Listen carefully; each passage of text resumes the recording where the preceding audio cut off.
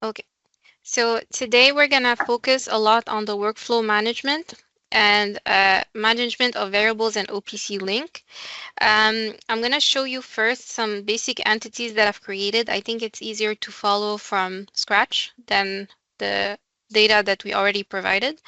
Um, to work around this process, we're gonna uh, use an example, a very simple example, which is an automated machine, well, a automated packing machine that's going to put laptops into wraps. It's going to wrap them and then it's going to put them into boxes. Uh, based on that, oh, based on that, I've created the three products into Andon Studio. And I've created the machine, the automated packing machine. I've created a site. I've created three display zones, which I'll also show you schedule. However, I did not create a user. I wanted to do that today with you to show you how you can set up, let's say, a student profile with certain security permissions so that later you can use them also into workflows or into the entities management, into Andon Manager. Next, we're gonna really look into that, into the workflow processes. We're gonna start first from scratch by creating a taxi request. So we're gonna create a workflow where an operator is gonna click on a button, show the product displayment, show the screen where products are selectable, order it, and then use the taxi station screen to progress the workflow. We're gonna create an inspection workflow. We're gonna create our own form and integrate it into the inspection process, and I'm going to show you how to consult them into the reporting tool. And our last workflow, we're going to do a resource calling. At this point, it's pretty repetitive and you will understand more the concept. We're going to see in the resource calling more in-depth properties like the escalation. What happens, let's say, after 35 seconds if you wanted to call a supervisor if the support did not answer, for instance. I'm going to show you how you can also put restrictions on which users can access the buttons or not. And then next, I'm going to show you the management of variables and OPC links. First, I'm actually going to use the original data that we provided. It's our FAMIC site. Well, it's not, we're a software company, but in Andon Studio, we put it as a plant. I'm going to connect a machine. I can also connect four machines if you'd like more examples. I'm going to show you the step-by-step how to create the service, put it into an OPC server and connecting the variables. I'd like to also show you with the automated packing machine how you can create a variable and link it via OPC and how to display it in Andon. If you guys have any questions, I can answer them now so far. So far on the question. Thank you. Perfect. Okay, I'm gonna start by showing first the entities that I've created. So as I've said, it's a generic. I'm gonna say it's a generic machine. It's an generic automatic packing machine uh, that puts laptops into wraps and then puts them into boxes. So I've created the three products here. So the box, the laptop, the wrapping, and I've associated to the equipment types as generic. I went into the site management. I created a second site, and another FAMIC office. I've created the machine. I've inserted it into the production line. However, I did not associate yet the products. I'd like to do that when we do the taxi request uh, process. Just to show you some functionalities here that will show up on the product request screen. I've created three display zones. First is going to be the operator. Currently, the operator screen looks like that. There is no workflow. We're going to start building the workflows together. I've also created the taxi station so that I'll show you, I'll change the screen to the taxi station to progress the workflow. And I've created a request standard display. These are the annunciators display in the plants. Usually we put them up so that everyone in the plants can see what's going on. So you can see also the progression of the workflow. Um, I will start by also creating a user. So let's say this user is a student. I want to create security permissions for the student. So first, I'm going to click on permissions, and then I'm going to click on security profiles. So I add a new security profile, and I'm going to call it student. I'm going to click on the application permissions, and this is where I'm going to define the permissions. So I'm going to grant access Andon. So that person, you need to put access Andon, because if it's not granted, then they will not be able to log in when they put their credentials at all. I will put granted for configuration of all entities, because if I don't, let's say you only give the access to Andon, they go in, but they're not going to be able to create, let's say, products, machines, workflows, and so on. But what's important, and it's really used for schools, is this one, which is the on-site entities only. So let's say I'm a student, Charles is a student, we're learning about Andon. When I log into Andon with my credential, I will not be able to see Charles' entities, so I will not be able to play around with his workflows, machines, products, and so on. Okay. I will not tick yet if this is a role. I'll show you later why in the workflow. It's used, being a role is optional, because just it can be heavy into the database. I'll show you later why into the workflow process. If you take if this is a role, then you'll be able to set permissions into the workflow, so who can click the button and who cannot. Another reason why it's used is for the reporting tool. So when you create reports, you can publish the reports, but someone needs to have a role to be able to see those reports. And that's pretty much it. So now I've created just a basic student security profile. If I go back to user accounts, I'm going to create now a student account. So let's say it's my my account. I'm going to create my account. So I can give the student the name. I can give a username. This username is used to log in to Andon. I'm going to put the email. Oops.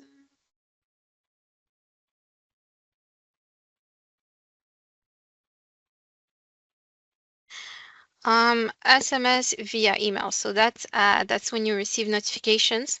You can send notifications on via SMS, but that would be with the service provider. So you would have to put their phone number and then add, let's say, depends what's the service provider, but let's say it's fido.com. It would be something like that. The site, it's not mandatory, but I will associate it to this site. It's not mandatory. It's just more for data management, and it's more specifically used into the scheduling. So actually, there's two ways that you can give access to a user. It's either within the application, via application, or Windows. So if I'm not sure if you guys are working with a closed network, and if you have Windows credentials, using Windows is you can just search up the user, and then it will pop up, and it will fill all the information for you. I will give a password. The checkbox you see here, must change password is, let's say you're giving a temporary password for that users, and then they have the option to change the password when they do their first connection.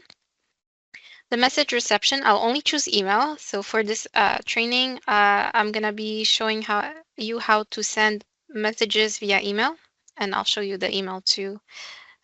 So it would be the only way I would receive notifications. But as you know, we also have the Andon applications. If you are going to use also the Andon applications, you have to tick smartphone so that they'll be able to receive the notifications. So for the profiles available, I'm only going to choose student. And I'm going to save. So now my profile is created. I'm going to log into the Andon manager and to show you that these entities are actually restricted because they're not my entities, and that's how I set the security profile.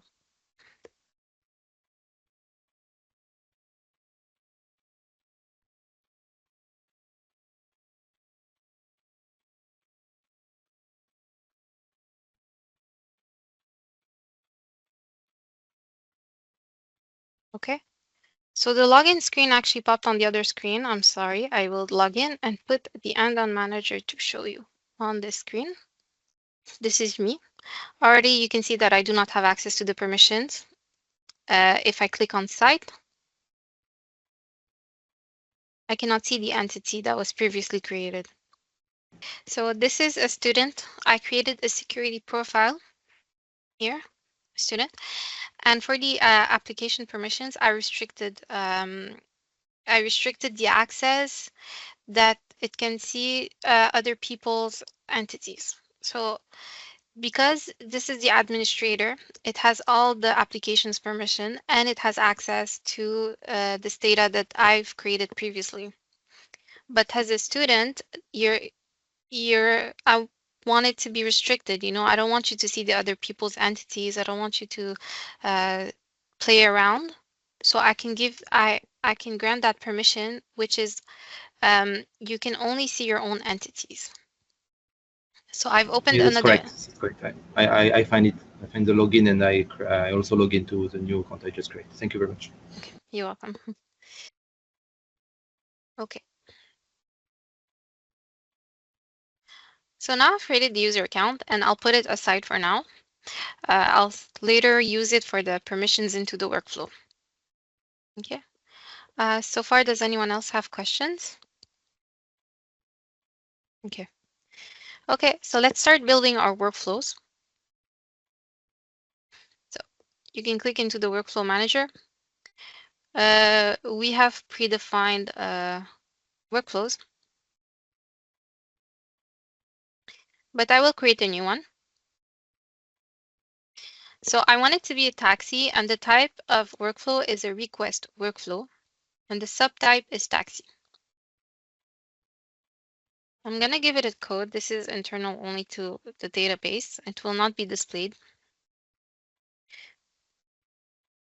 I'm going to give it a name.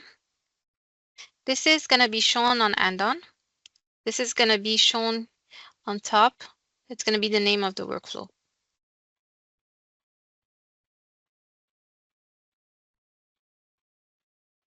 I have to give it an image. So I will choose an image and I will save it. So now my workflow is created and it's in edition mode.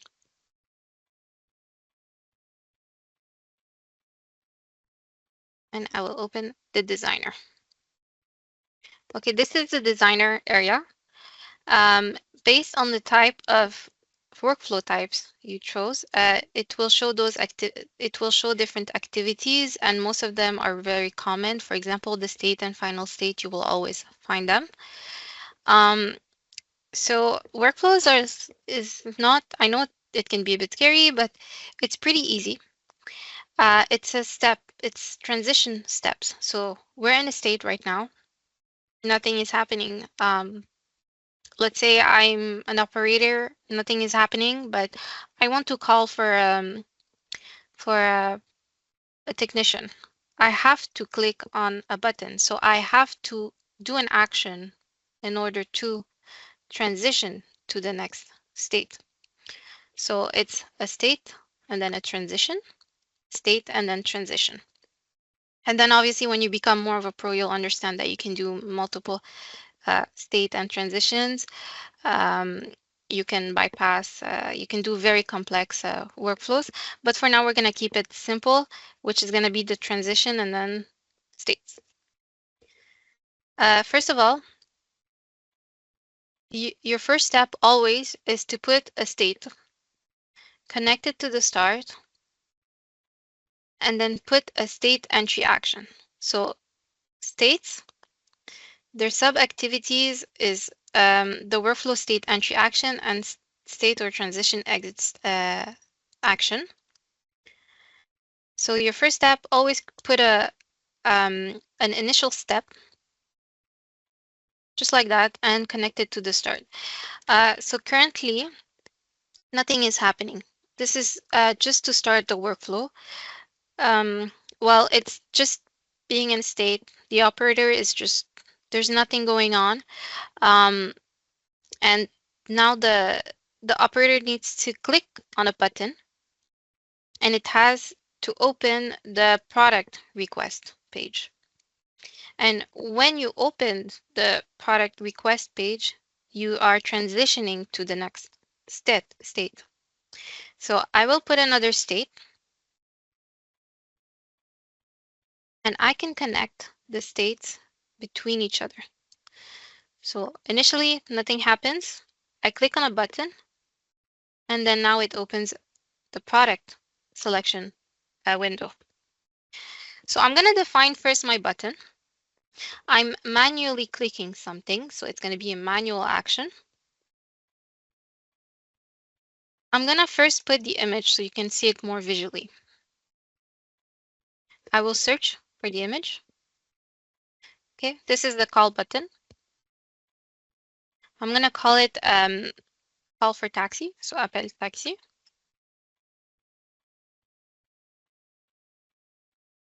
Its signification, well, it's going to be select product or resource. If you don't define the signification, you won't see the select product window. UI zones. So this is where you want to show that button, where you want to show the workflow. We're going to show it on the operator station. Permissions. So this is where you define who can click that button. And as you can see, I do not see the student because I did not tick in the security profile that this is a role. This is what I was talking about before. This is because we don't want to overload the screen. It's much easier.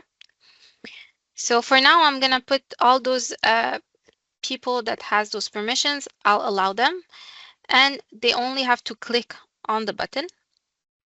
The other option is that if they click on the button, well, they have to put their username. So there's a record into the database that that person has clicked on the button. Another option is that this person needs to put in their full credentials, so username and password, in order for the workflow to progress.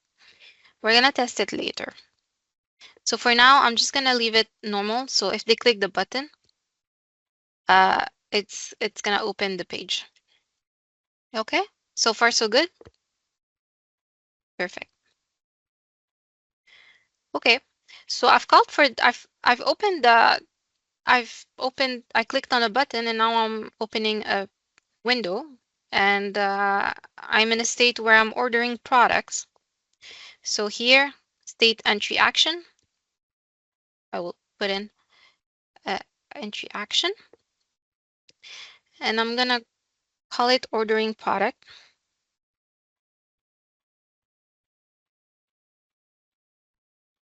Ordering in progress. So the state is I'm asking for something. So state asking for something. Now you can put images. So on the operator screen, we can put an image that, okay, the button is grayed out. You're in a state of ordering something. You can also display it if you wish, on the screens that are usually up in the plants to tell the workers in the plant that there's a workflow process ongoing onto that station. So I will choose that. Okay. Okay. So now I've submitted my order.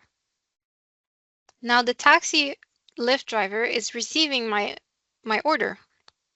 So now what happens? I'm into the taxi station. So I have to acknowledge that request. I have to tell the operator, okay, I will take your order. So between those two states, I will put a transition. And I'm acknowledging your request. So again, it's a manual action.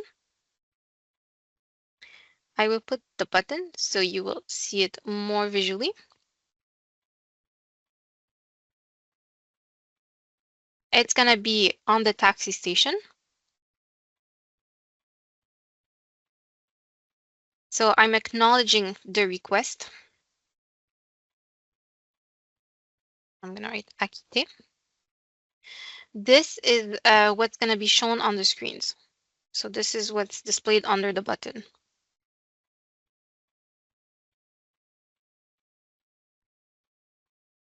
Um, for now, I will permit all users with a simple click. Okay. So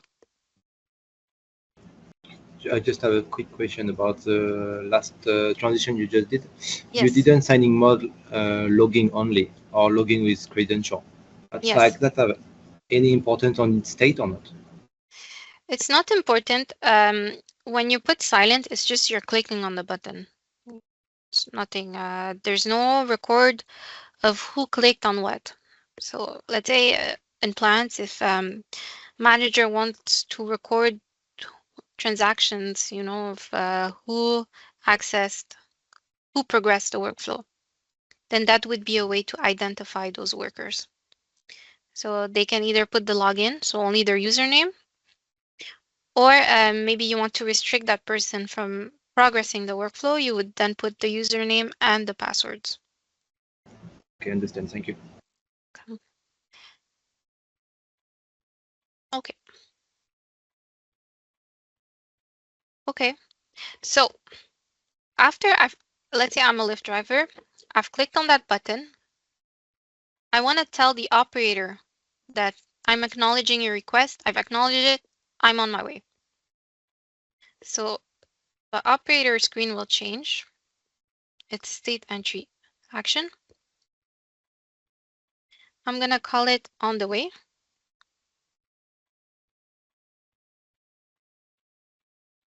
So the taxi is on the way. The signification means I've acknowledged your request. On the operator screen, I will put it is on the way. And on the annunciator display, I'll also put the same thing. I'll put the same picture. It is on the way.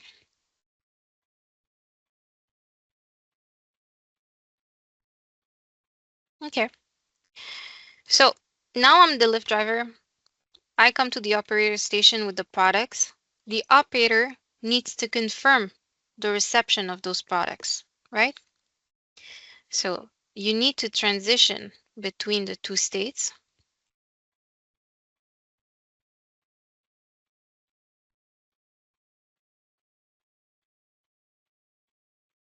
So you are manually accepting those products. It will be shown on the operator screen, the button. I'm gonna put a image so you guys can see it more visually. So okay, it's a check and it's delivery completed.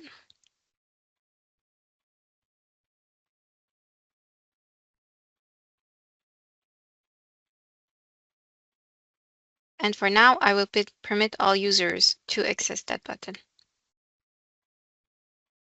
So that's it. That's pretty much it for the product. It can get more complicated, obviously. Um, so here you're in a state. What happens after you click on that button? You know, you've completed your delivery. You want to go back to your initial state, right here, so you can do more delivery. Well, you're done. You have to put a final state. So I'm going to put a final state. After that, I will put the transition here, and we can delete that state. So the final state, you cannot, you know, put a new transition trigger. So it's telling the software, okay, you're done now. You can go back to the initial state. Okay. I want to add something, and it's to cancel that request. Okay. I'm in the state. I've clicked on that button. I've ordered the products, but now I want to cancel it. So I will add a transition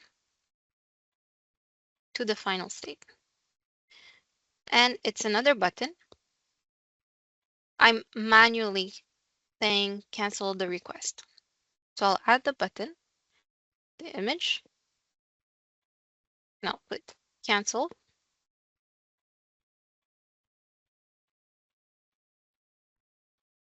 It's cancel request. It's going to be shown, the button's going to be shown on the operator screen.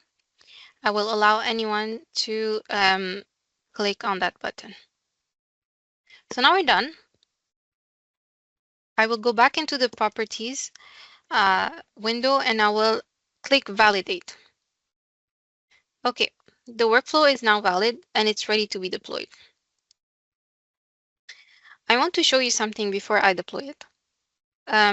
When you validate the workflow, it will tell you if you're missing anything.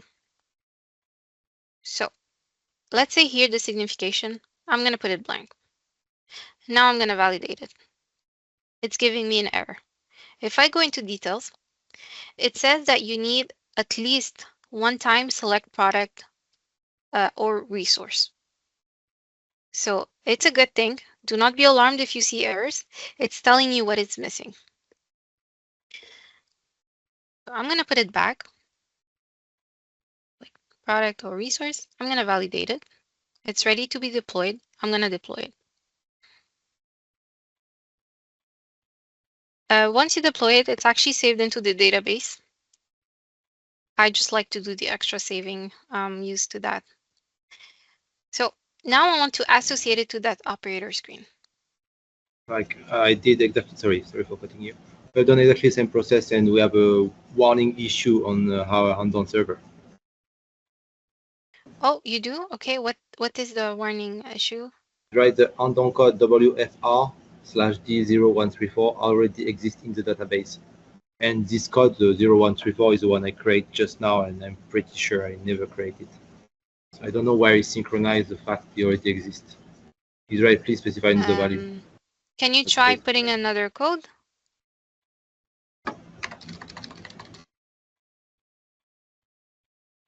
Validate, deploy. Object reference not set to an instance of an object. Okay. I'm sorry about that. I'm not sure what's going on. This is the first time I see that error. There might be a configuration error. When you click validate on the workflow, is it validated? Was there an error? No. Before it was correct, now it's incorrect, right? An unexpected error has occurred, and after it's like some workflow activity, workflow motor. Did you guys reinitialize the database? Recently? No, I don't think so. Have you ever reinitialized the database after installation? We did, yes, after Nicolas from your engineering team asked you to do so, and we theoretically is all okay. Okay. I'm really sorry about that. If you want, we can. I can stay after the training and check it with you. You can share your screen, and I'll take notes and see what's going on. I'm very sorry. Thank you. It's okay. Okay. So now I want to associate the workflow to my operator screen. So I will click on the site where I want to associate it, and I will click on workflows under the production line of where my machine is located.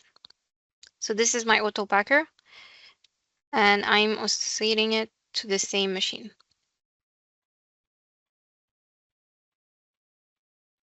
And I see taxi request is here. I will tick it and I will save it. So now it will load and it will be soon shown. Okay, perfect, it's there. Okay, let's test this workflow. Actually, I cannot click on start because I'm not logged in. So I will sign in.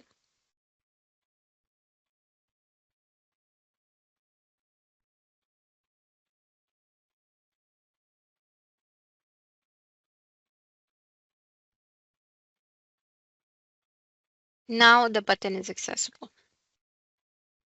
So I clicked on it and this is supposed to be the product page. Well, actually, I did not associate any product to the machine. So I will do that now. I will close the workflow. Here under the site management, under the machine, I will click on products and I will add the products. So I have a box. The box, it says show in taxi workflow. I need to tick it to see it. Okay, I'll give you another example. I will add the laptop and I won't tick show in taxi workflow.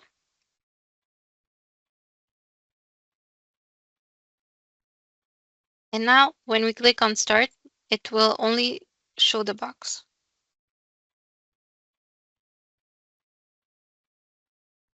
So for the laptop, we will put show in taxi workflow, save it. And then for the wrap 2, I will put it show in taxi workflow. And now everything is accessible for the operator. So, okay, I'm gonna add a box, but here I cannot change. It's blocked.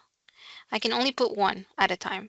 I want to change that. I want for the operator to be able to, let's say, increment it by 2. Close the workflow.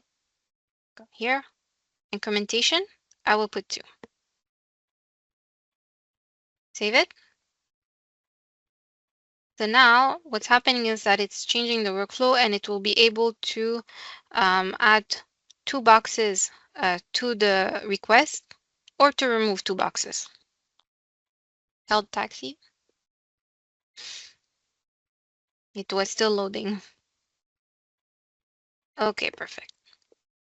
So it incremented by 2 again, and down incremented to 3. Now let's say I want for the user to be able to choose a different quantity. I mean, I want them to be able to, the one was blocked, it was grayed out. I want them to be able to put any number they want. I will tick allow custom quantity. And we will wait a bit for it to load. Just a couple of seconds, usually it takes. Okay, now it's open. I can put anything I want. But when I call on taxi and I select the box, it's still 1 as default quantity. I can change it. Here, default quantity, I'll put 15. Save it.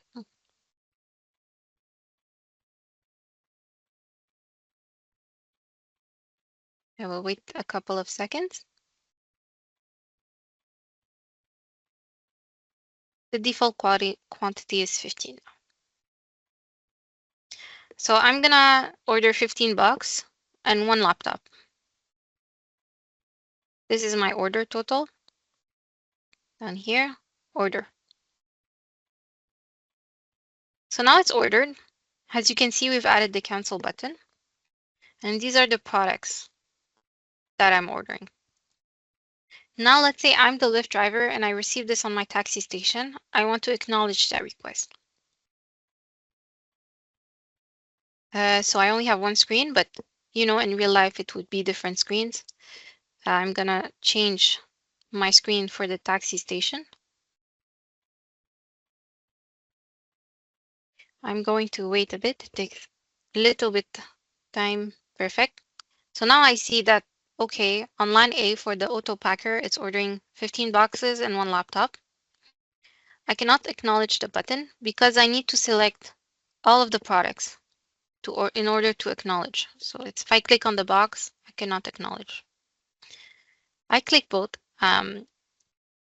objects and I'll acknowledge that I will bring those products. So now I will go back to the operator screen and we'll see that the workflow has progressed.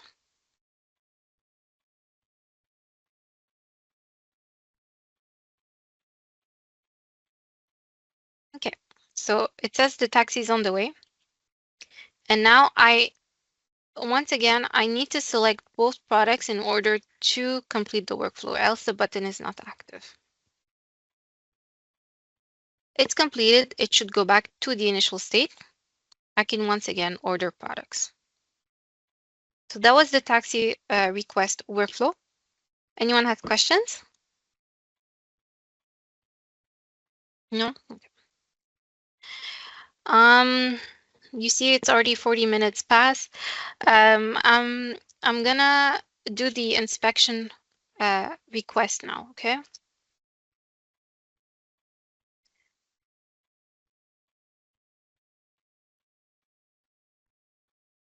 So again, same process. I will call it inspection.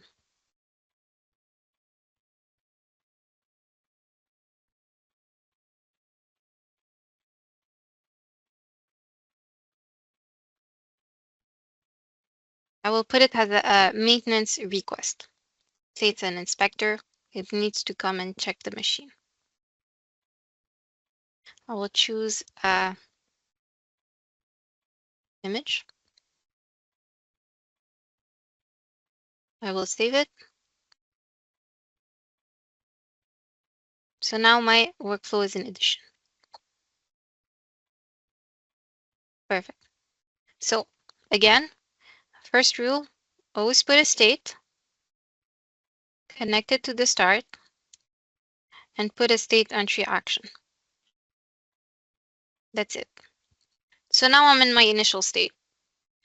Let's say I'm an operator. I'm going to call for an inspector to start a inspection. So I need to call for that inspector. So I need to transition between the other state. I'm going to add a button to manually call the inspector. That's a manual action. I will put the phone button.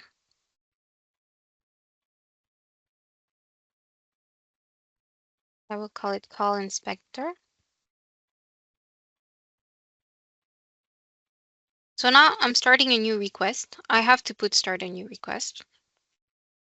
I'm going to display it only on the operator screen. And I'm going to allow all users to click on that button. So now my button is created. What happens here is that I'm calling for that inspector. So I will put a state entry action.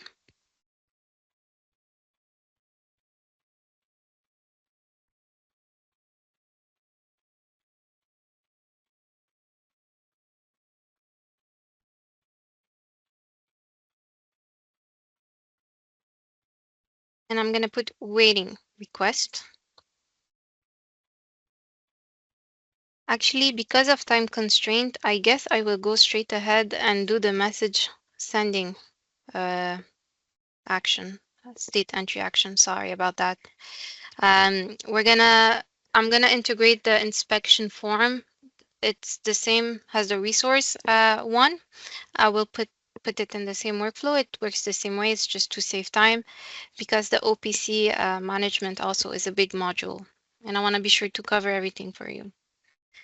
So message sending. So I'm going to send a message to the inspector, and the inspector needs to acknowledge it via email that they're coming for the form. Okay. So it's going to be message sending.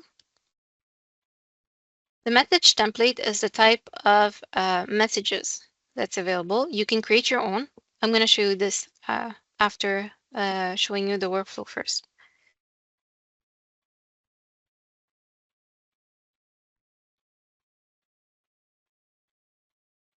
So this is, we call it message send. So here you're waiting for that request. You're sending a message once you click on that button. You're sending an email. For now, we're going to send it to all roles, but once again, it's the same concept. You can send it to a different type of roles. Usually for the inspector, you can create an inspector security profile and select it. Gonna put an image.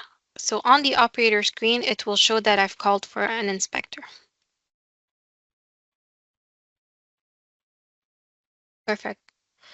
So now, as an inspector, they need to click on the acknowledgement button to progress the workflow and to put it into the next state.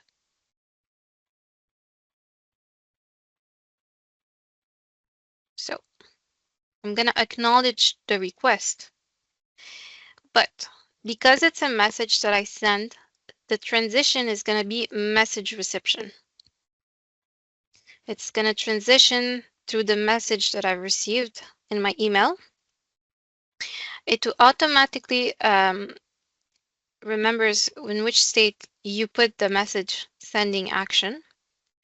And the awaited response, it's only accept. Okay, well, if I go back to my state 2, the type of acknowledgement here, I put accept only. You can put accept or refuse or none.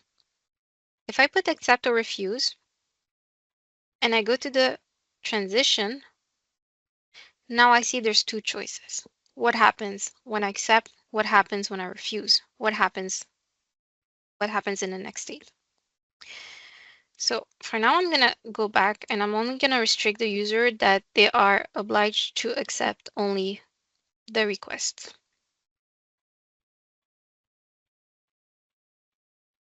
Perfect. And now, so you're accepting and you got to tell the operator that you've acknowledged the request. So on the operator screen, I'm going to show inspector on the way.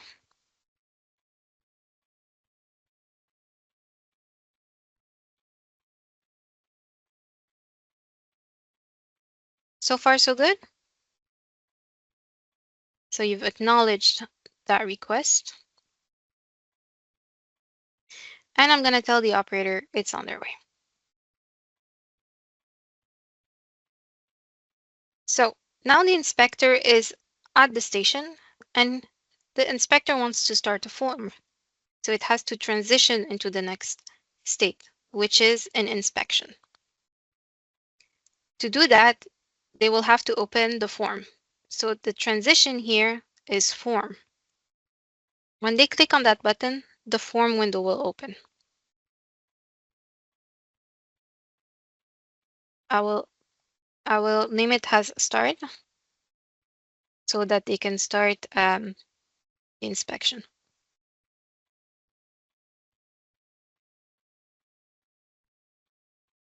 The signification is start work. I'm going to put a form button and it's visible on the operator station.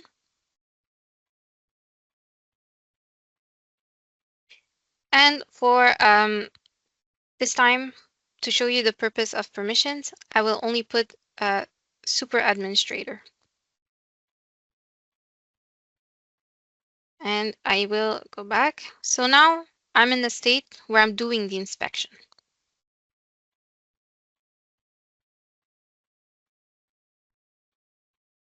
So I will show on the operator screen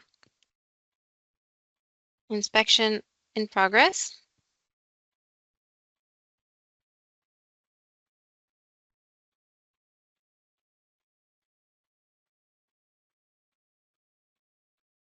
Since I've already put work in progress, I won't put anything here. It's okay. The workflow, when we validate it, it will tell us if we need anything else. So now I have to accept or refuse the inspection. For now, I'm only going to put the accept button. And then later on, we're gonna, when we change the message type and the form type, I will put it as, I'll add a new button. It says refuse. So I'm done with my form. Well, when I'm done and I accept it, I want the workflow to stop.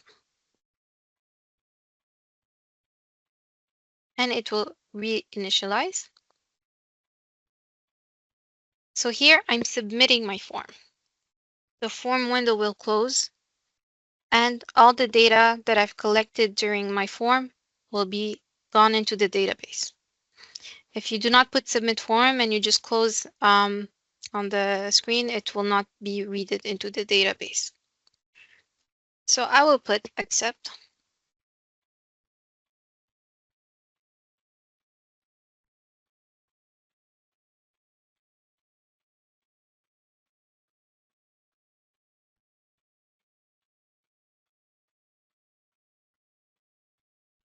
And I will permit all users to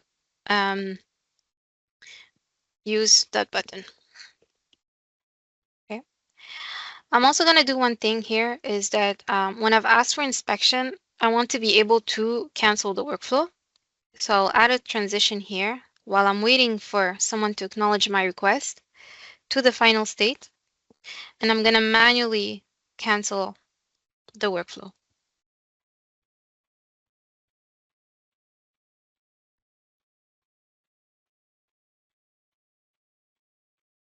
It's going to be shown again on the operator screen. The signification is cancel request. I'm going to add an image. I will permit all users to cancel. Okay, let's validate the workflow. Oh, I have errors. The workflow needs at least one transition of type acknowledge request with a maximum number of 1. Okay.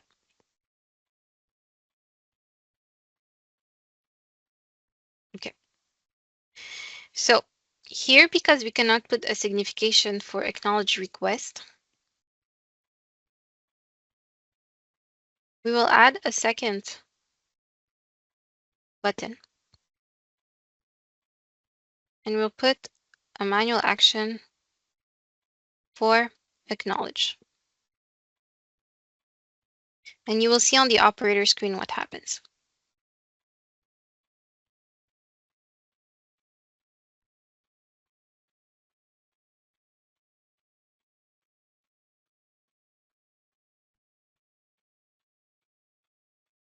Put it on the operator screen.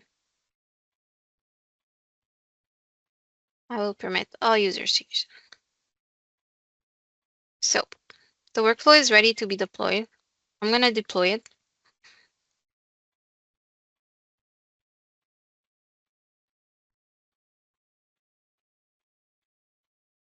I'm going to associate it to my automated packer. Come back here and wait for it to appear. Does anyone have questions so far? No?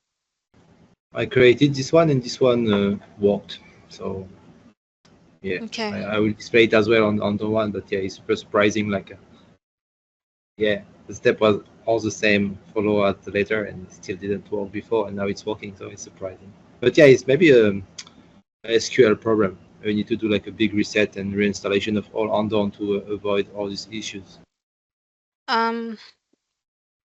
Well, I'm used to resetting the database, and there might be a step missing. I'm not sure, but you see, before the training, I've resetted the database too. Um, we can sit together if you want after, and we can check. So inspection is here. I'm gonna call for the inspector. So you see, I've called for an inspector, but I have the acknowledge button. What happens? Well, it's because I've put on the UI zone the acknowledge button.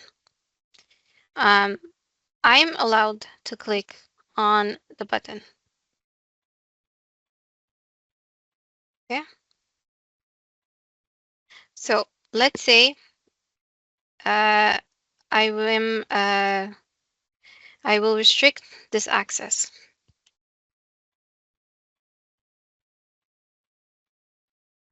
So I go back to my workflow and I will edit it. So here, I don't want to permit all users. I'm only going to permit the director. You see, right now I'm currently on the super admin and it won't be accessible. And I want them to log in. I will validate it. It works. I will deploy it.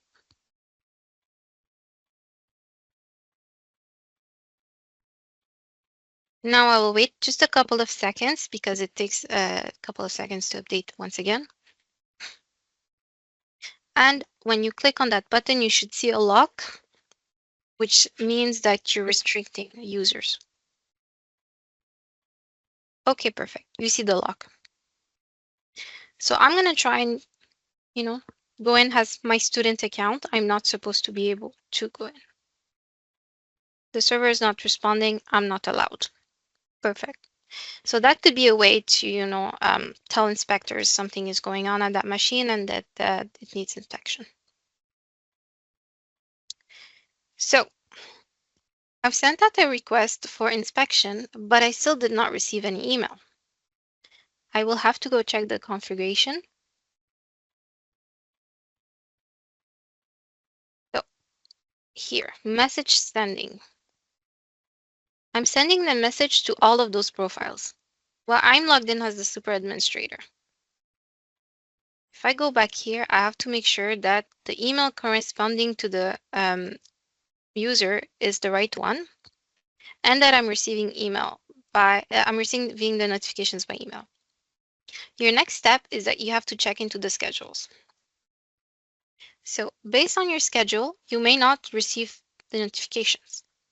So here in your work schedule, you have two options. You can either notify at all time the user, or you can send out notifications based on specific schedules.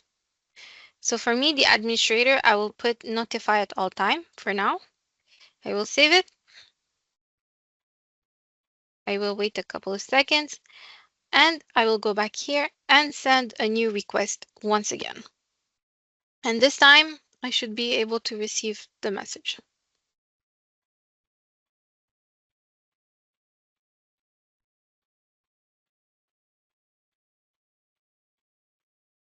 I will download that picture so you can see Andon Studio. So I received the request. This message is also completely, it's customizable and the global configuration. It will tell me thank you and the response has been taken.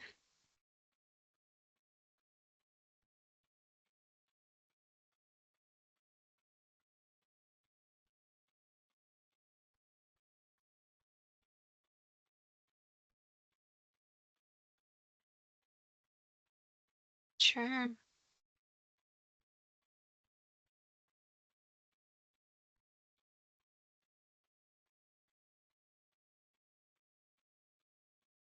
And my email is still loading.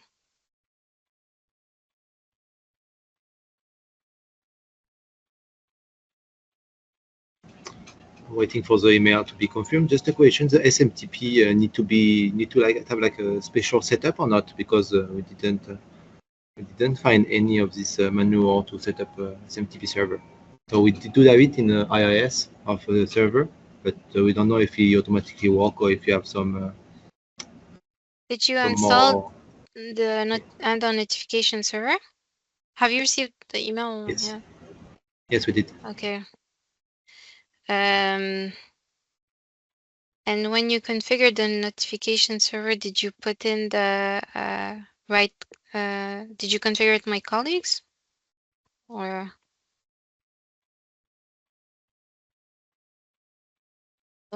did you Sorry, I didn't configure it on understand. your own? Configure it with like a. Did I you have a put check right now. the notification? Did you put the notification server on the same computer or not of the Andon core? Yes, we did. Okay, and did you? If you want, we can check the configuration at the end of the training session because we're Yes, still I in think we can. recording. That's why. Yeah. Okay. I'll right after the session we can check that. Okay. So it took a bit of time, probably something with the notification server, but it progressed. So now I can click on that button to start the workflow.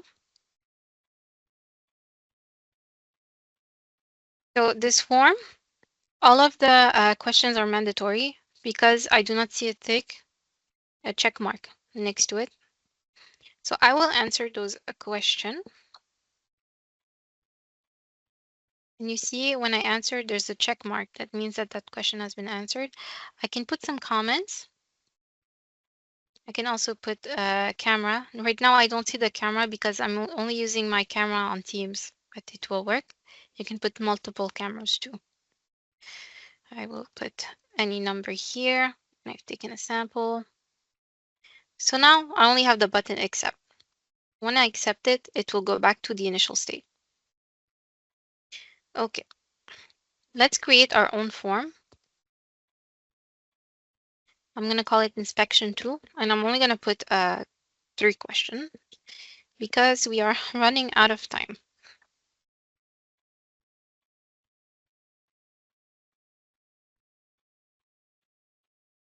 Are you getting more easily the workflow now?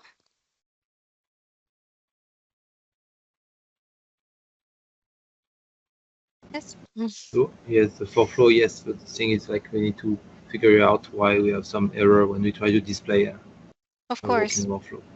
Of course. But yeah, the workflow itself, we spend like maybe 50 hours trying to figure it out by yourself. So we kind Oh, of like we kind of get it. The thing is like maybe we should just reinstall all Andon.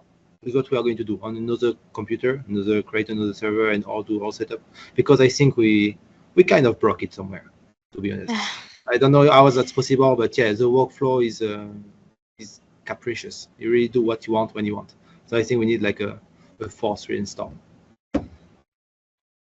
um, have you communicated your concerns with Eugene?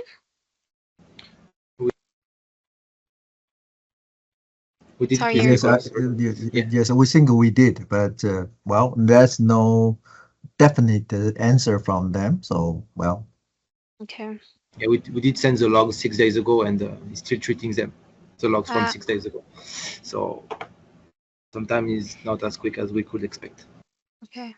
I'm so sorry about that. I can check with my colleagues tomorrow, the more technical support, the developers.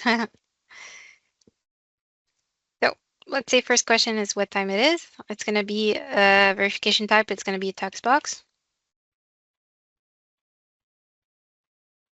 The question 2 is what is your name?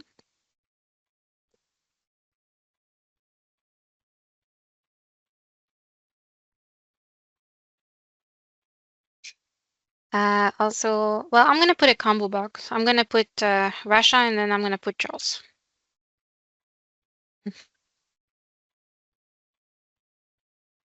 And this questions, I'm going to put it as optional.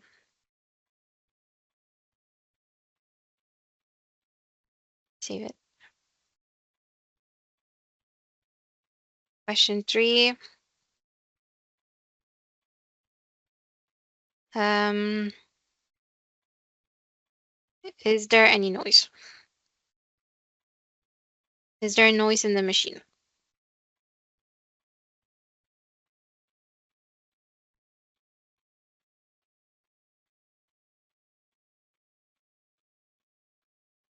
It's a yes or no question, and I will remove the not applicable one. Save it. So now I have my form, but I want to include it in my workflow.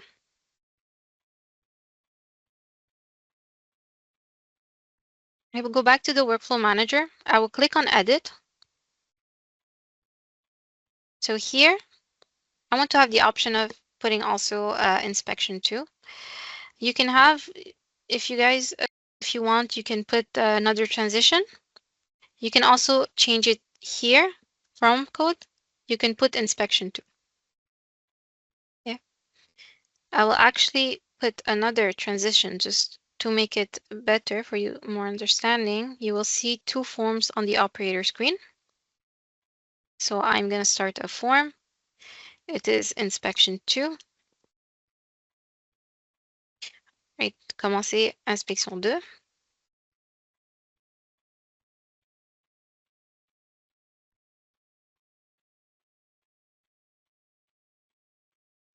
And the form code is inspection 2. Okay, perfect. I will put a little picture. It will be shown on the operator screen. I will allow all users to access the form. And this time I want to be able to refuse the inspection. So I'm manually refusing this. Oops, sorry, I put a manual action. This is a mistake. I'm submitting a form. So I will say refuse.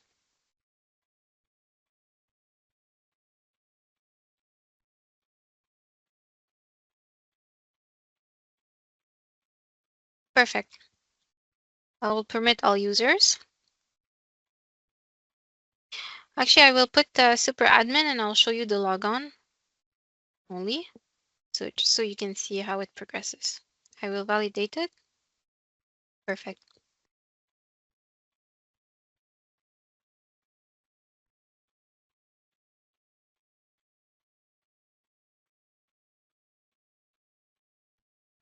Okay.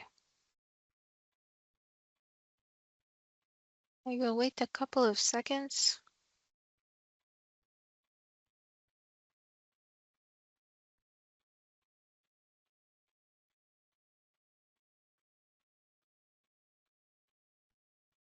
Okay, we're running out of time. I should start the OPC. A call for the inspector. I will wait for my email.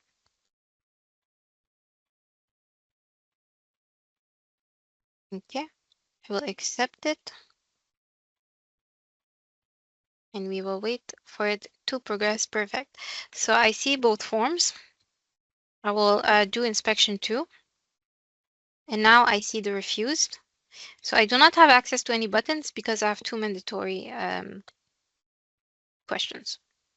And here, because it's not mandatory, there's already a check mark.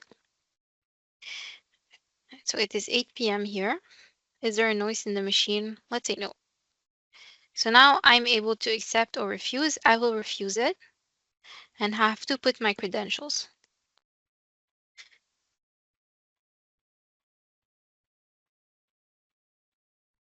So now I'm done. So now if I want to access those answers, I can go into the reporting tool. So this web page opens when you click on reporting tool.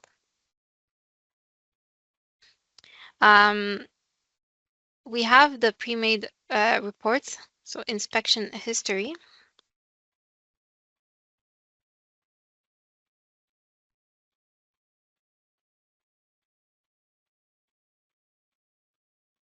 I may have. Okay, I was on the web page for too long. It signed me out. So the site, that was the one I created before the training session. I have to choose where the line my machine is. I'm looking at the automated packer. I want to only check for now for inspection 2. The date, well, it was done today. You can put a range of dates too.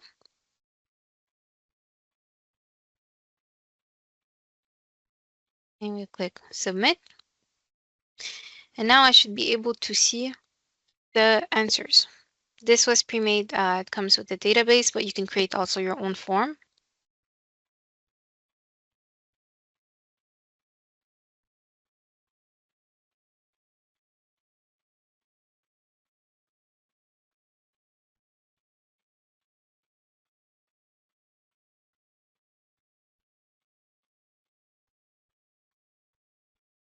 Okay. I will go back and try it again.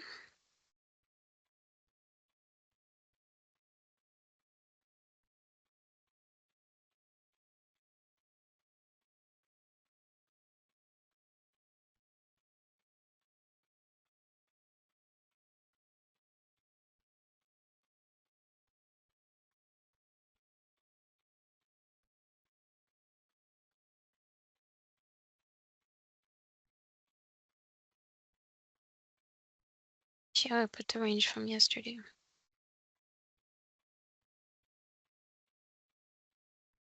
Okay, perfect.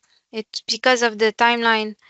It's UTC and East is the timeline for the database. You have to make sure here to select your the good timeline. So you see the results 8 p.m. I didn't answer the second question. I said no, there's no noise, and the result was it was refused. This is what I have for the workflow. I had much more, but we're running out of time. Do you have any questions right now? No. Okay. No, it's correct. Thank you.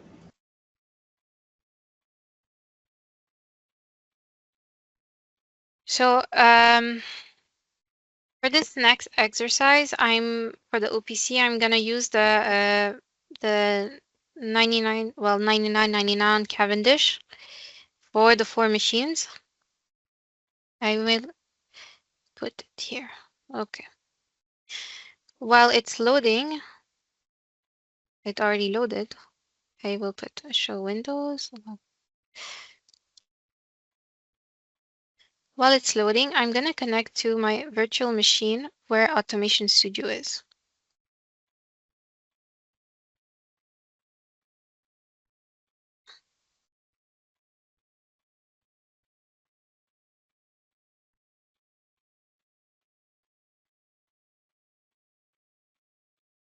Okay. Sign in as admin.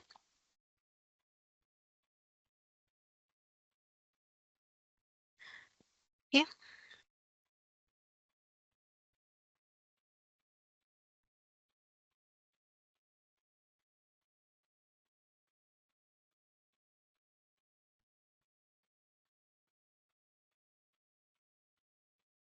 So I think you are all familiar with Automation Studio. So this is the Automation Studio. You can connect Andon Studio to Automation Studio. You can generate data with Automation Studio. As you know, it's a simulation product. Then you can output this data into Andon Studio. Okay, I've created, this is a project that I've created previously. It has, it generates production counts, reject count, and the product type automatically for those machines. So what we want is we want to display this data into the operator screen on this screen. So first, you have to go into Andon. I'll close everything. Let's say my site is closed. Okay, perfect. To connect it on Automation Studio, you will first have to click on Variable Manager. And here you have the interface. We've already provided a service, but we will create a new one. It's like a key that you will have to put into the computer where Automation Studio is. Where Automation Studio is, Automation Studio, we call it the OPC server. You have to download the Andon OPC client into the same computer. Okay, on this computer, I have my Andon. Oh, I've hidden the icons, but I have my installed Andon OPC client. Okay. So I will create a new service and I will call it Automation Studio.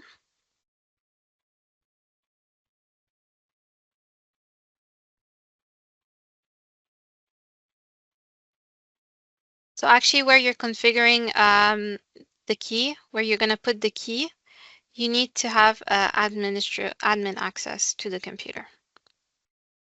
I've generated the key.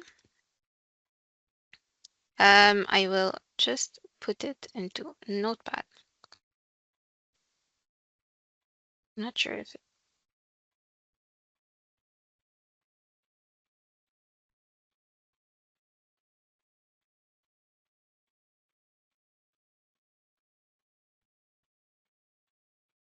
sorry, it's just because I cannot copy paste between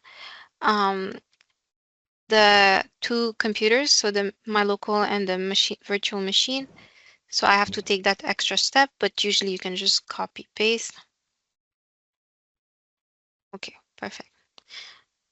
Okay, I've copied pasted my key. I'll close Notepad. So first thing first, where Automation Studio is installed, you will look for Notepad and you will run it as an administrator.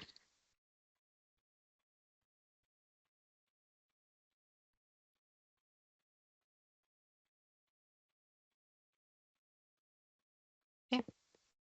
So now you will open the OPC client configuration. You will find it into your local program files, FAMIC Technologies, Andon Studio, OPC client service. I do not see it. I have to here select all files, and it's this one, the configurator file. Okay, we'll click open. So there's a key here. I have to replace what Andon generated. I have to put this key into where the other key is. So I have it here. I'm going to copy paste it. I have to save it. Perfect. I will go into the Windows services and where it says Andon Studio OPC client. I will restart it.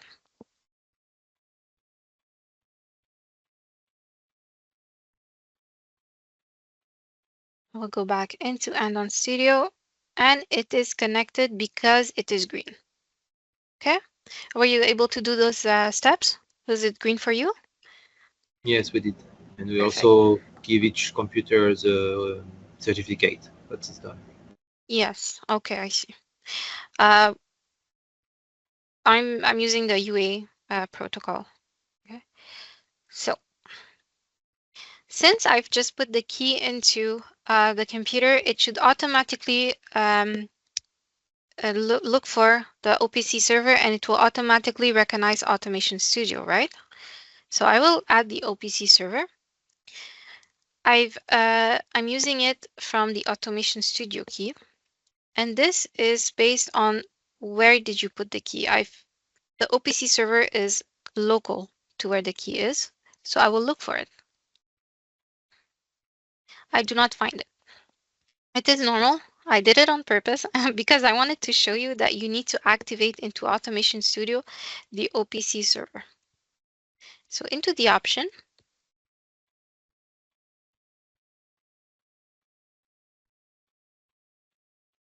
where it says OPC server state, you're going to activate it and you're going to apply the changes. I cannot remember. I think we might have to restart Automation Studio. We will see. Started.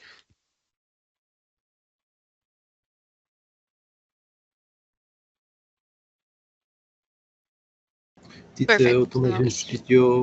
Automation Studio Educational one also have Yes. this OPC case in option because I cannot find it. Yes, you can. It's right there in options. Andon. Automation Studio options. And then when you scroll down, it should be there, the OPC server state.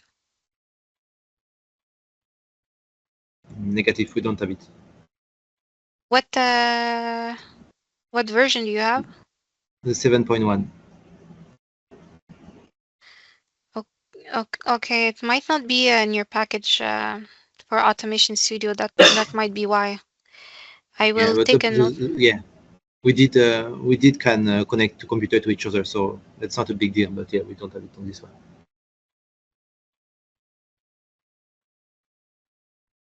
I mean, Automation Studio can serve both as a client and a server, and you don't have the server option.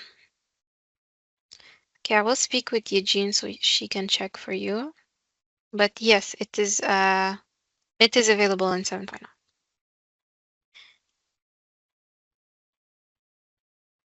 Okay. So now I check back. I found the OPC server. I will apply it. I will call it Automation Studio. Yes, server. Save it. And then it should be green to show me the connectivity. It is connected. Excuse me, can I ask a simple question? So, is this automation studio OPC server is a mandatory, or we can use a third party like right now we are using Capware OPC server is a You so can it use Capware. okay, I understand. Yes, so yes, I think thank you very yeah. I think Capware is under the it's my colleagues have used Capware, I've not, but I believe they would do it under the DA protocol. It's the Yeah. same steps. DA, I think they can do UA, no problem. Okay. Just keep going. Yes. Yeah, Sure. thank you. Yeah, it's possible. You can, well, actually, you can connect physical things, to Andon. You can connect hardware. Usually, you can use Kepware to connect to the hardware too. Okay, thank you. You're welcome. So I'm gonna have to create a group. You can have multiple groups within the same server, and it's gonna be I can name it the same as my project in Automation Studio, which is Données Stabilité. Okay.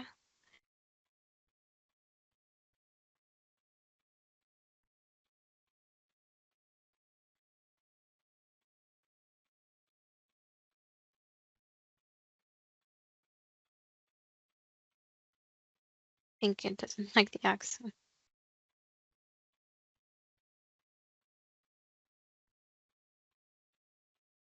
Okay, I will just call it data.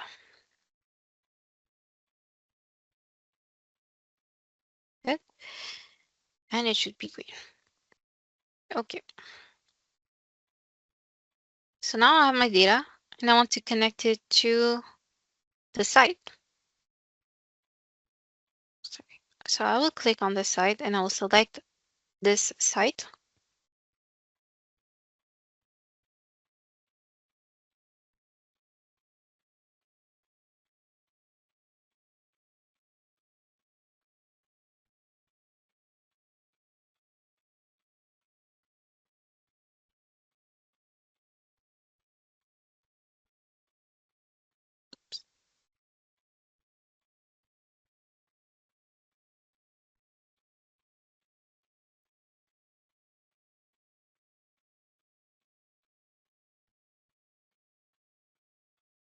Sorry about that.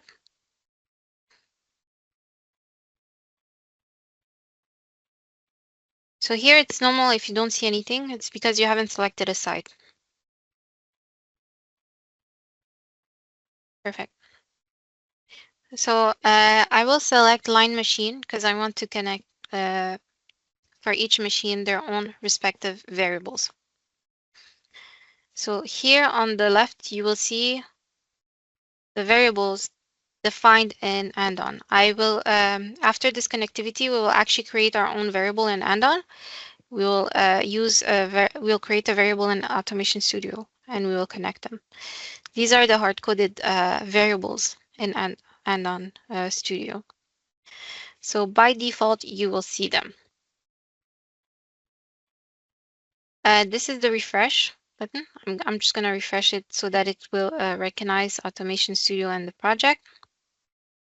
So I will connect machine 1. So I remember the variable names in Automation Studio. So here you can search for the variable names, because if you open the branches, you will see a lot of variables. Okay. So I was 01 for the first one. So in the first document, I had my stop reason. I will use PLC detected stop reason, selected on both sides, and then connected here. I will connect the other variables. So product type, parent product. Also make sure that the type is the variable type is the same in Andon and in Automation Studio. Sorry. So let's say you cannot connect a Boolean in Automation Studio to a Boolean in Andon, to a numeric value in Andon Studio. Okay.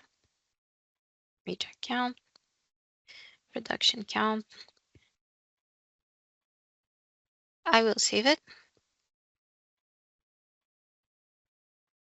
Okay, there's green.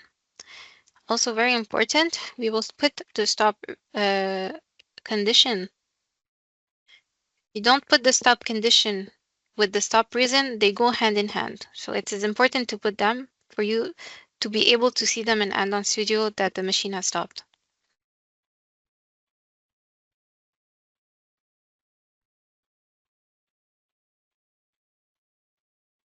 Okay.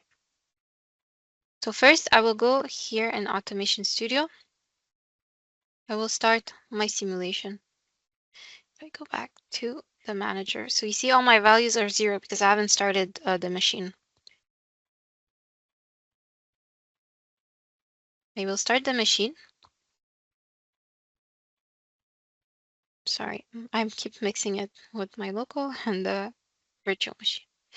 Okay, so now you see data is incoming in from Automation Studio and it's being displayed into Andon. And now we can open the operator screen. And you can already see data coming in. It's normal that you have 3000 because in our in the PLC rollover, we configured 3000 into Andon Studio. So when we restarted twice Automation Studio, it incremented by 3000. And as you can see, it automatically, from the PLC, it automatically saw that the machine stopped and it called the technicians. So I will show you.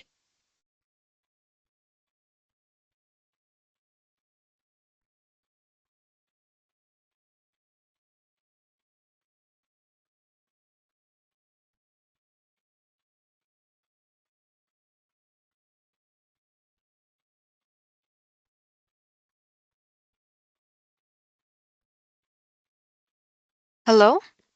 Can you hear me now? Okay, I'm so Yes. sorry. Where did I cut? Oh, When he okay. was opening the state machine. Okay, sorry about that. So I was saying that in order to detect automatically that machine, well, something from the machine, so that you can progress your workflow, is the read variable transition. So this is the maintenance workflow that has been used here. And if you go here, you have two transitions, okay? Okay, you can either the system calls it automatically from Automation Studio or your PLC, your physical hardware, or the user can manually click on the button. And I'm the one administrator who called the technician. Okay. This activity is read variable. And the condition is that the stop condition must be equal to true. So if we go back here, stop condition, the hard-coded variable is linked to our stop condition into the Automation Studio. And when it stopped, it automatically progressed the workflow. Okay. Any questions on that? It's just about like the display in here, the product gen, the incrementation starting from 3000 is something you just generate randomly, or is like No. So actually, in PLCs, some PLCs, they have like a maximum count of 3000 in this case. Okay. So what happens when the machine is stopped and restarted? The PLC thinks that it incremented by 3000. So here in Andon, you can define that if your PLC does that. When you go into your site, let's see, actually, okay, it's this one, machine one. This is the configuration of the first machine, and if you go here, roll over, it's 3000. You're telling Andon that the PLC that you're reading from has a rollover of 3000. That means that every time you're gonna restart your simulation, it will increment by 3000. Okay, I can show you now. my question was more like uh, did it depend to like the variable you put inside the workflow, or is just like why No, increment by itself? the so the production count is a hard-coded variable into Andon. It needs Andon needs to know that it is the production count that you're putting into the data. So it is connected to the rollover. So That's all right. Okay, when that's right. you understand, okay. I understand if it's like a hard value, it's like well, we can maybe not modify it from here. But yeah, I see the 3000 in here. I mean, in my site here, I did not define any rollover. So every time the simulation will restart, it will start based on what an Automation Studio is outputting. There's no rollover. Sorry, it's this one. You see? So okay.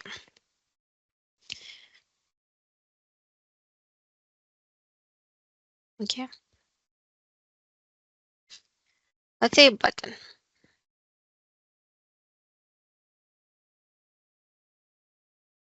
I'm gonna call it stop button.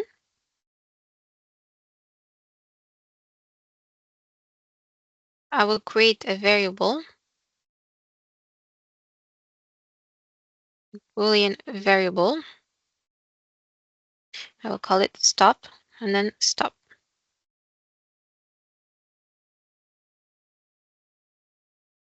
And I will link the button to the variable stop. Okay.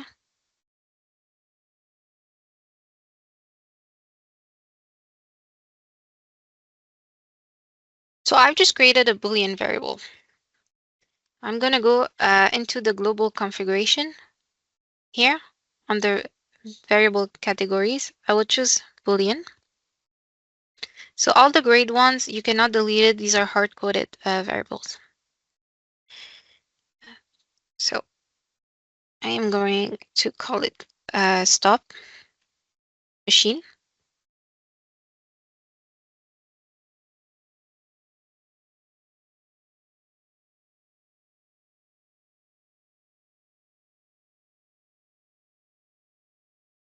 The source is via OPC. It will read if it's true or false, since it's a Boolean. And I wanted to connect it to the line machines. So it's the machines. And I'm going to save it. So this is a variable category. That means that it will create a single variable for all the machines. So we have 4 machines. It will create 4 distinct variables. And now it is created. If I go back here and I choose the right site, perfect. I will choose machine 1. So now you see there's a new variable here. Okay. I'm going to link it to Automation Studio. Since I've just created and Andon was open, I'm going to refresh the variables and I will look for it.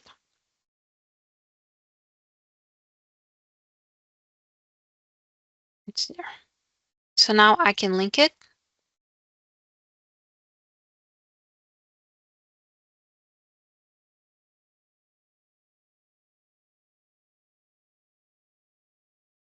Okay.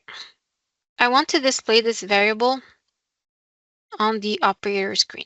There's two ways you can display it, either on the operator screen or you can create your own dashboard.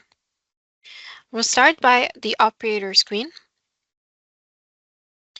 Here on the right, you have a panel. Okay. By default, you have those variables that are displayed. You can remove them if you wish. You can add more. I will add the stop button, the stop data that we just created in Automation Studio. To do that, I will go here, variables, and I will put stop. I will search stop for the first machine, and I will look for the variable. It's this one. Where it says visible, I will check it, and I'll save it. Now, if I go back to my operator screen, I will soon be able to see it. There we go. So it's a checkbox because it's a Boolean. Okay. See? Okay. So let's start the simulation. Let's click it. Well, actually, let's unclick it. So the value is off. On the operator screen, it is unchecked. Now let's go back to Automation Studio. I will turn it on. In the manager, it says on. On the operator screen is checked. Okay. Any questions so far? Okay. So the second way that you can see that variable is through dashboard. So dashboard is another type of operation screen, just like the taxi station or the annunciator display, but you customize it. Okay. If we go back to Andon Manager, dashboards. Create a new one.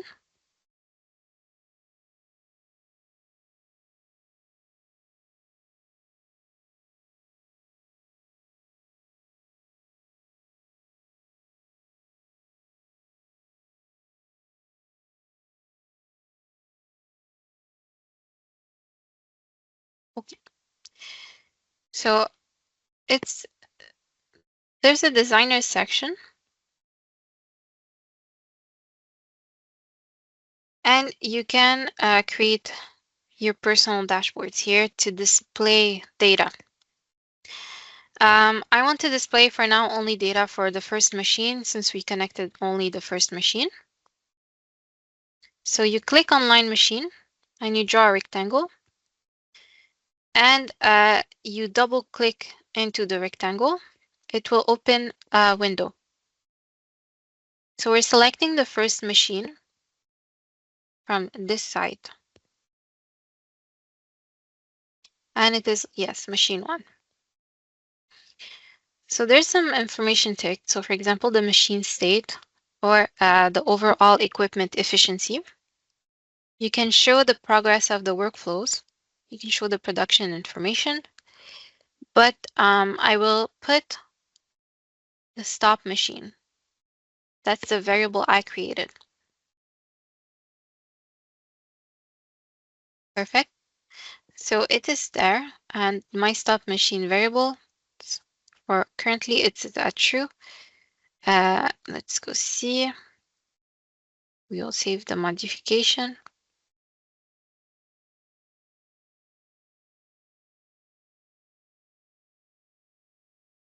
Okay, Automation Studio, the latest data recorded is when you stop the simulation. That's why we still don't see it here, because the simulation is stopped. So now we want to associate the dashboard to the, we want to see the dashboard, right? I'll create a new display zone.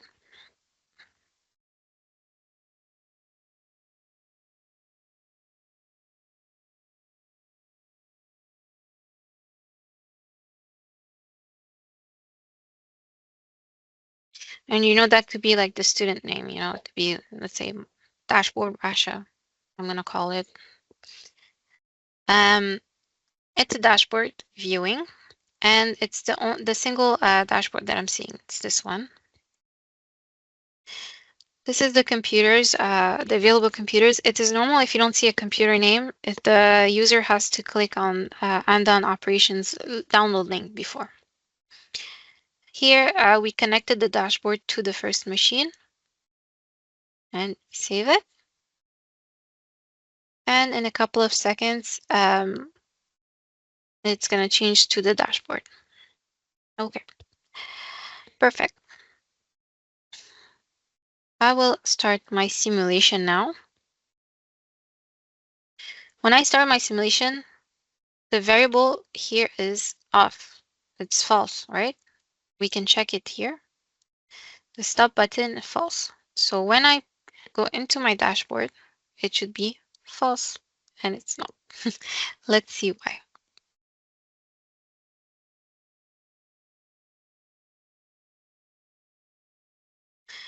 Okay, because we did not reset the OPC.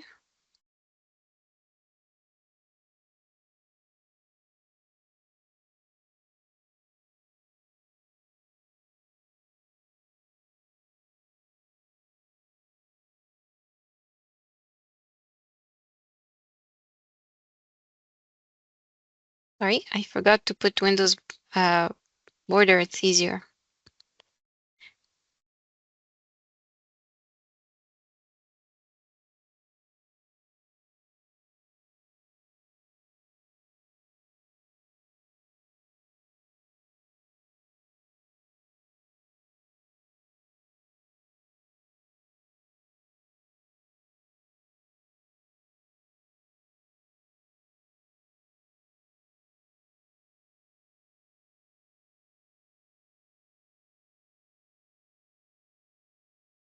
Okay, I'm sorry. I don't know why we couldn't see the value.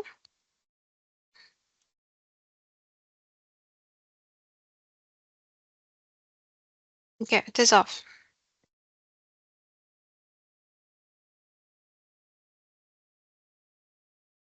Okay, perfect. So the stop machine is false. Sometimes if you don't receive your values, close the variable manager and reopen it. And here, where the OPC server is located and the Windows services, whenever you start the simulation in Automation Studio, always restart the OPC client so the variables are recharging. Do you have any questions so far? No? I'm just wondering, yes, because right now, you mentioned that there is an Andon OPC server and also the Automation Studio OPC server. Why we needed to OPC server? Don't we just need a one? That will be enough? Yes. I'm sorry. I can't remember if I said Andon server, but no. So I'll explain to you.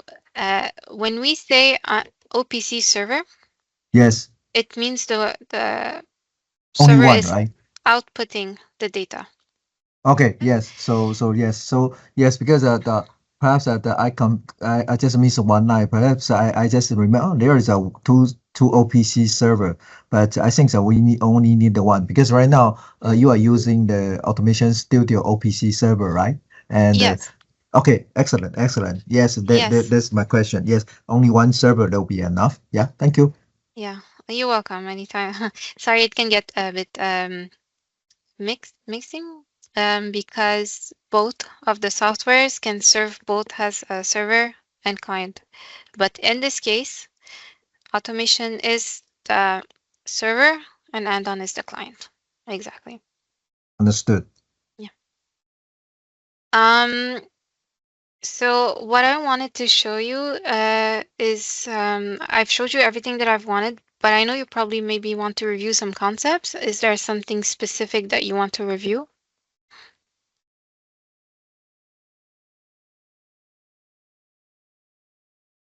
No?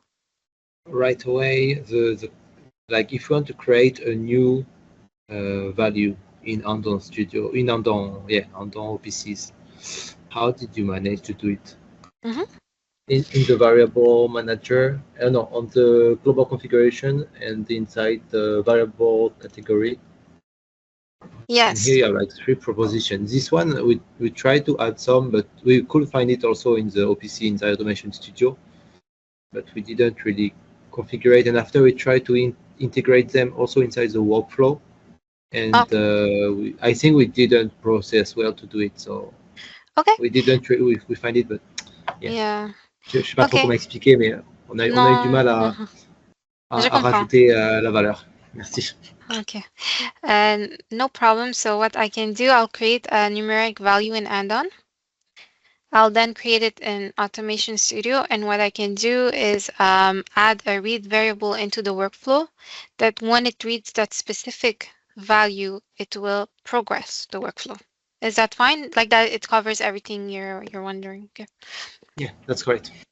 So first into the global configurations, under variable categories, we'll put the register, which is the numerical.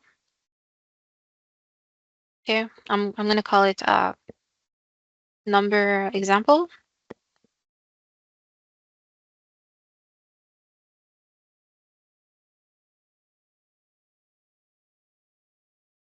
And the source, you have to put OPC. Okay. Now, does it read it only from the OPC?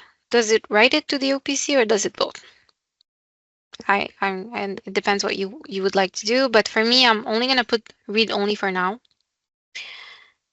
And here in the line machine and the entity types, it goes into a machine, so it's line machine.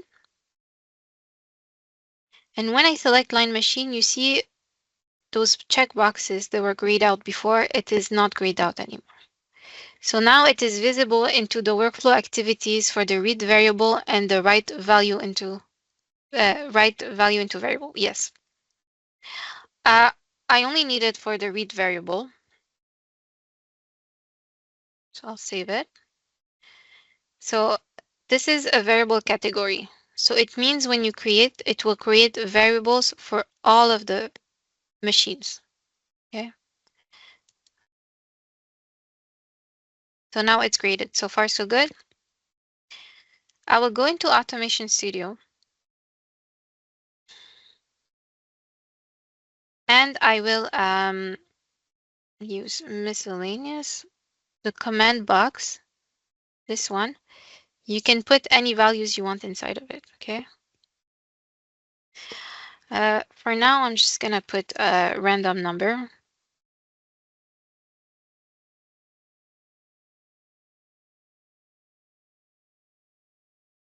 Okay. I have to create a variable into Automation Studio. And since it was a numeric value into Andon Studio, I will create the same. I will create a numerical value. I will call it the same as Andon so we don't we're not mixed up. Call it number. No, I think it was example. Sorry. Example. Example. Okay. Now my variable is created. Here in the command box, I will associate, I will assign that variable. Example. Okay. It's the same interface. You can either double click on it or just click on the association button. Okay, I'll save my project.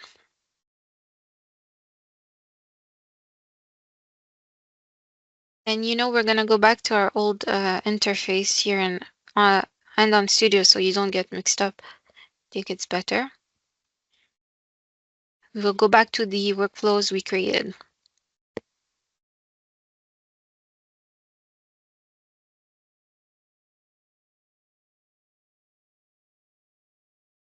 Okay.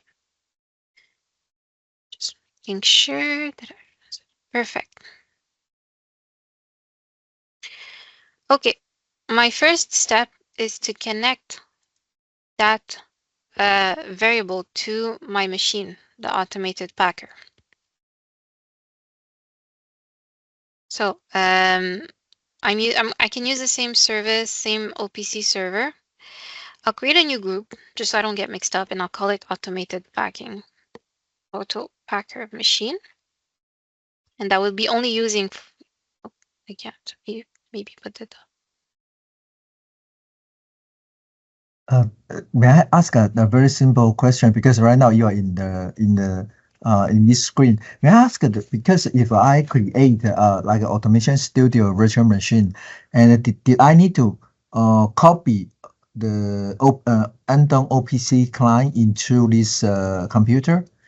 Or I just can use because Automation Studio normally there is already a Automation Studio OPC client inside the Automation Studio. So because I just heard before a simple line from you say, okay, we need to copy Andon OPC client in different virtual machine. Is it necessary or And so the key, you the generate a key? key before. Okay, okay, That key, you need to yes. put it into the computer where Automation Studio is installed. Okay, And where understand. Yeah. Automation Studio is installed is where Andon OPC client is also installed. Okay, Okay, okay. yeah, Thank you. you're welcome. Um, Perfect. So in the link, I'll choose the group Auto Packer. Here, my example variable is here. Let me recharge the variables.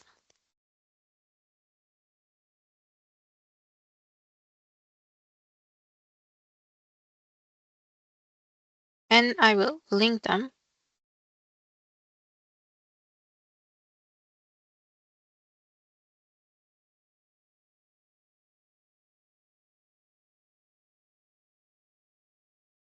Okay. So it is green, it's connected. Let's start the simulation. Let's put 100. The value is now 100. Okay. Um, I mean, I'm gonna go into the workflow now since we only have 8 minutes left. You can associate it.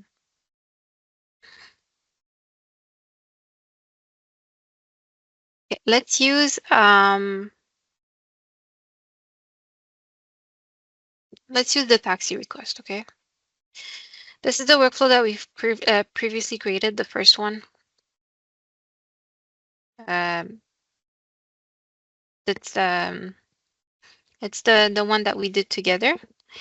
Okay, this time I wanted to also read that variable into Automation Studio. And when there's the specific number, okay, let's say when the number is equal to 55 in Automation Studio, I want the workflow to start. Okay. I mean, obviously you need an operator to select your products, but at least it will open the select product window.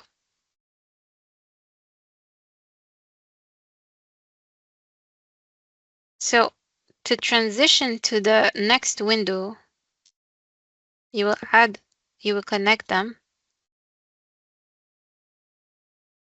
and you will put a read variable. Okay. We'll call it check for number.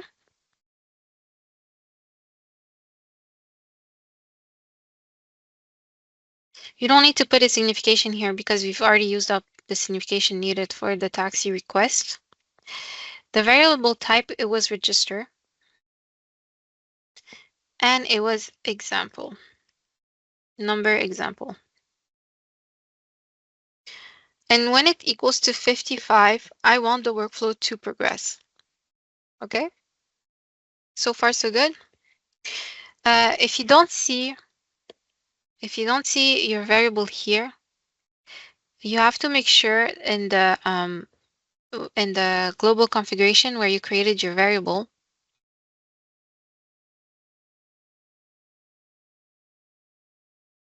that this is tick, visible in activities read variable of workflows.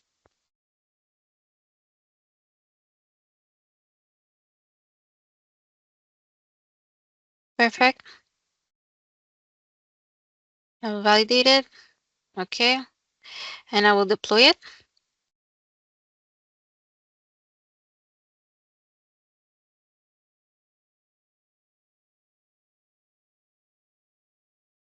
Okay. Just wait a couple of minutes. I will also display it here just so that we can have a visual. Go back here into the variable manager under variables. Choose your machine, an A auto packer with example. Yep. We tick visible.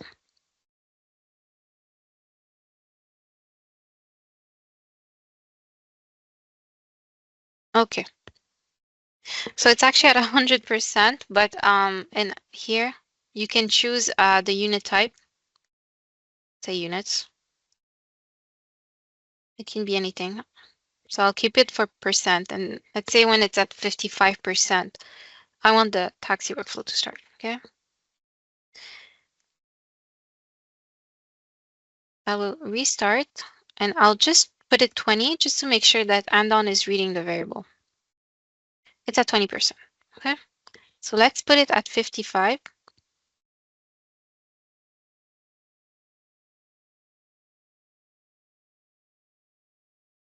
The order is in progress. So it actually did not open the window. It's completely normal because we did not call for it. It's a variable. Technically, in real life, it's the operator that's calling for the products, and it's not a machine. So it wasn't configured in such a way that when it reads a variable, it will open the window. But it is useful when you call for a maintenance automatically when the machine is recognized has stopped into Automation Studio. You can call inspectors, you can send out messages. You can, when a production amount reaches a certain amount, let's say it reaches 35,000 and your goal was 36,000, well, you can send out a message and say you only have 1,000 left. It will read that your production has 35,000, and then it will automatically send out a message to whoever you configure into the workflow saying you have 1,000 units left. And to configure your messages, I did not show you that, but it would be in the global configuration under messages, message template. It's really important that your default language, not your default language, sorry, because you can have multiple languages, but here, the languages, the code, there's multiple codes, right? The codes, they matches the user's language here. Okay, so take notes of that so when you're creating your messages. So if I go back to the message template.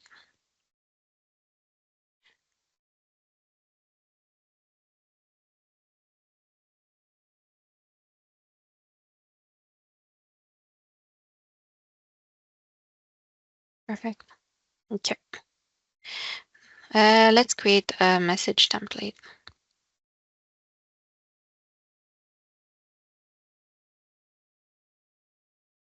I know we only have 2 minutes. If it's okay for you, I will show you this and then we can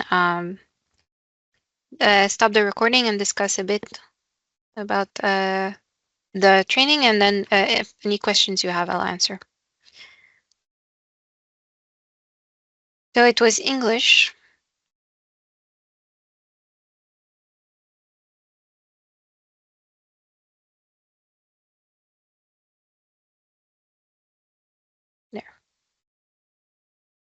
So title, these codes are the site name, for example. It will automatically remember that you're on the 99 Cavendish, and it will send out in the title 99 Cavendish.